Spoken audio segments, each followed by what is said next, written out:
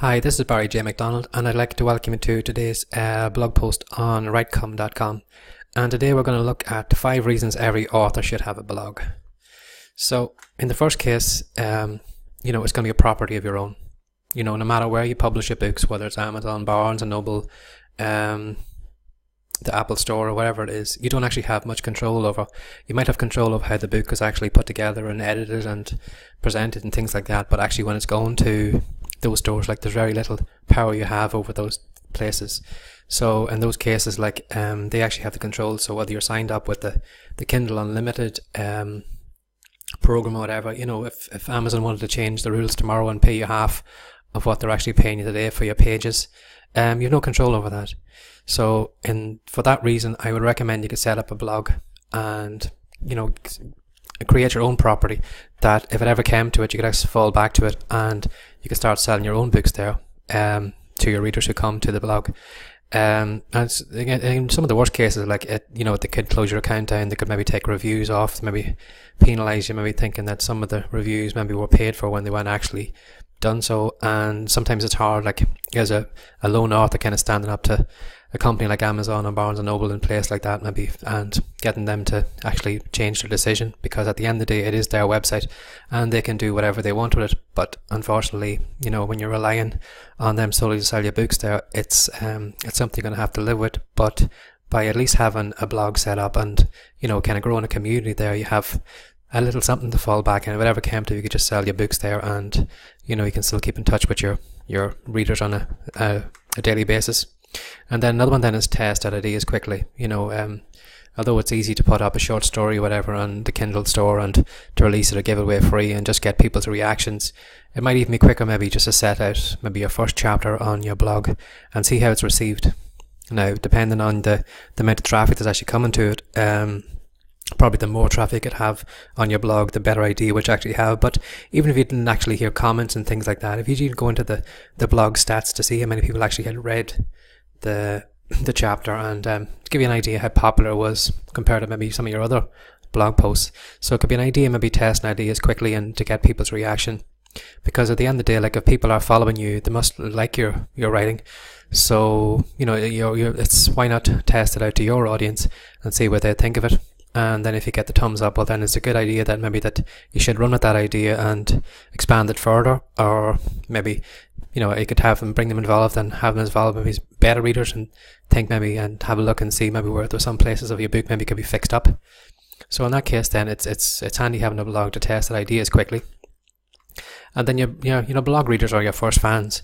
You might have fans over on Amazon and Barnes and Noble, but at the end of the day, someone who's following you on a blog, reading your posts every day, commenting and things like that, there's a stronger relationship between you and that person rather than someone over who just has maybe left a review for your book on Amazon. While there might be a fan, as you'll probably see yourself, there's going to be a stronger link from somebody who's turning up to your blog every day, following you along with your emails and things like that.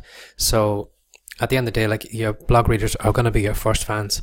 So for someone starting off, this is where you could actually get the ball rolling and, get these blog rollers and these blog readers involved. Who knows, maybe they could become beta readers for you. They could become part of your street team and things like that.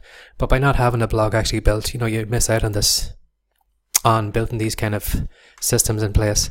And then as well too, for building a list. Although, most of us maybe might have a sign up link at the back of a book, the chances of somebody actually signing up there are slim, depending on where they are, what they're doing, what the device is actually switched on to the internet, whether they have got Wi-Fi access or whatever. So in that case then, you have maybe a one-off chance, maybe getting somebody to sign up to get a free book and things like that. But at least with a blog then too, if you have traffic coming to it, you have a number of options you can actually do. You can have a pop-up a pop-up box on entry, or you could have a pop-up box on exit, or you could even set up a squeeze page as the main page and the front page of your blog.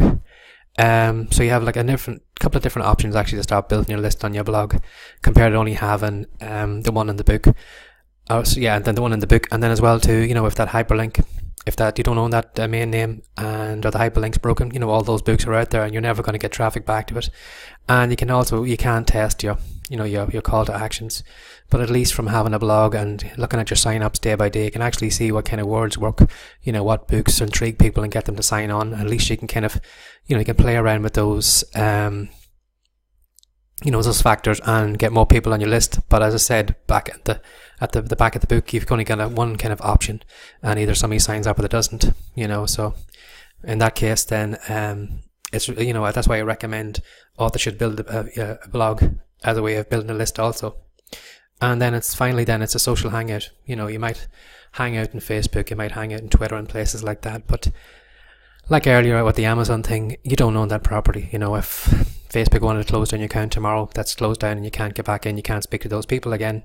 But at least having the power in your control, like you can have, you can interact with your fans, with the blog comments, things like that, and talk to them that way. And then like a lot of people that are on Facebook, like while you're trying to get their attention, like there's maybe, hundreds, maybe thousands of other people trying to get their attention, and they're distracted here and they're running down rabbit holes, reading this post and jumping to this and that.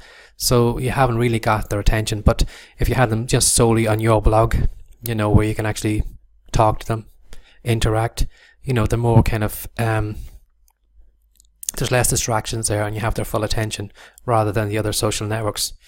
So there you have it. That's 5 reasons why I recommend authors should have a blog. To basically the largest factor I would recommend having is just to have a property of your own, something that you can be in control of, because as I said, Facebook and Amazon and things like that, you don't own them and you don't control them. So if they don't want you playing in their backyard, and they can just take the ball away and just leave you with nothing. So I hope you enjoyed today's blog post, and I hope I see you over at writecome.com. This is Barry J. McDonald saying goodbye.